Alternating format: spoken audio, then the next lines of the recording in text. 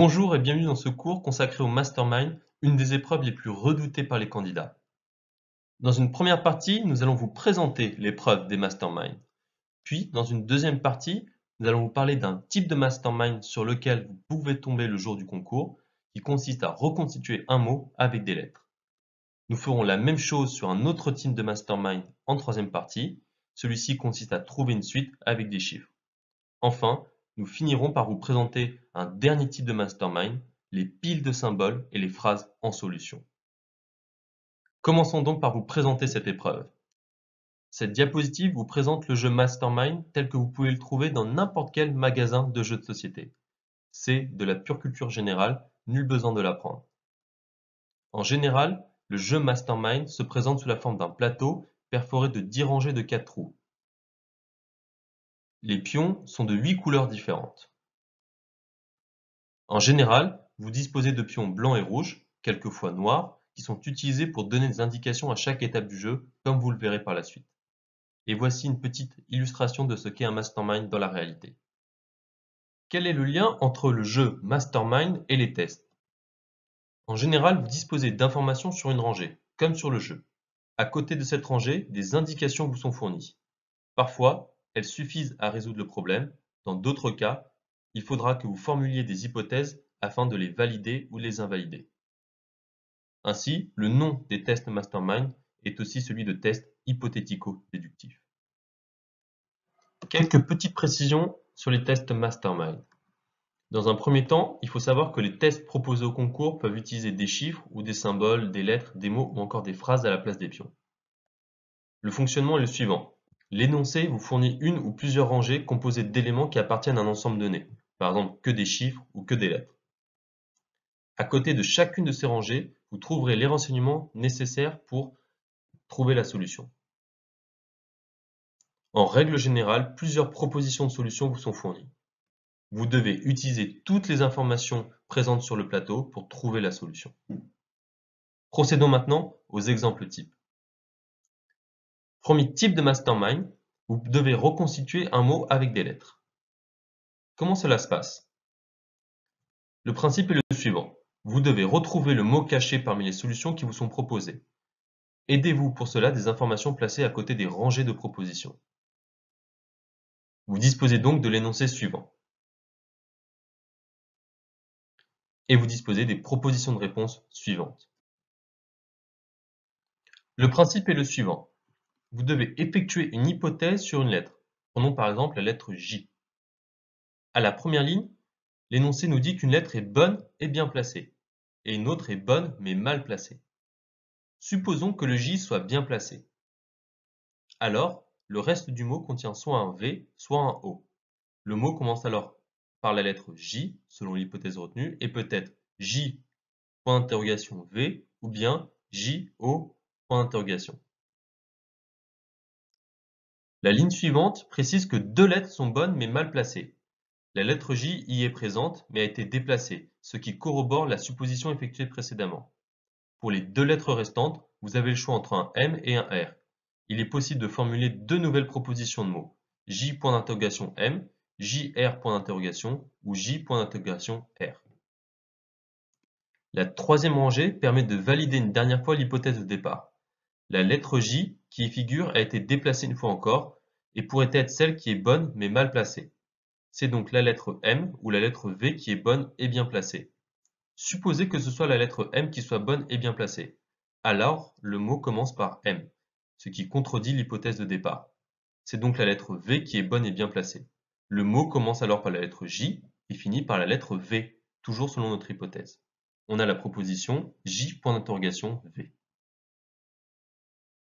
À la quatrième proposition, on retrouve la lettre V, déplacée à la première place, ce qui est impossible puisqu'on a supposé que la lettre J s'y trouve. Ce pourrait être la lettre bonne mais mal placée. Étant donné nos hypothèses, il faudrait donc que ce soit le R qui soit la lettre bonne et bien placée, donc le mot final serait JRV. La solution est donc JRV. Remarque, vous pouvez aussi commencer cet exercice en formulant une autre hypothèse de départ, notamment par exemple sur la lettre V ou sur la lettre O. Autre type de mastermind sur lequel vous pouvez tomber, celui qui consiste à trouver une suite avec des chiffres. Procédons à un exemple type. Vous devez trouver la suite de deux chiffres satisfaisant aux conditions énoncées et appartenant à l'ensemble des chiffres suivants: 1, 3, 5, 7, 9 et 11. Voici le tableau. Prenez le temps de l'observer, notamment en mettant pause. La première indication dont nous disposons, c'est que sur la ligne 5, 7, il y a un élément commun mais mal placé avec la suite recherchée. Dans ce cas-là, vous pouvez commencer par faire une hypothèse et donc utiliser le raisonnement hypothético-déductif que nous avons fait auparavant. Deux choix s'offrent à vous. Soit le 5 est bon mais mal placé, soit c'est le 7 qui est bon mais mal placé. Supposons que c'est le 7 qui soit bon mais mal placé. Selon cette hypothèse, la suite est donc de la forme 7 point d'interrogation. Seconde indication dont nous disposons, c'est que sur la ligne 1, 7, il y a un élément commun et bien placé. Dans ce cas, ce ne peut pas être le 1 qui est bon et bien placé. En effet, d'après notre première hypothèse, à la première place se trouve le 7. Cela signifie donc que c'est le 7 qui est bon et bien placé, et par conséquent à la seconde place. Or ceci n'est pas possible non plus, puisque le 7 est supposé être à la première place, toujours d'après notre hypothèse de départ.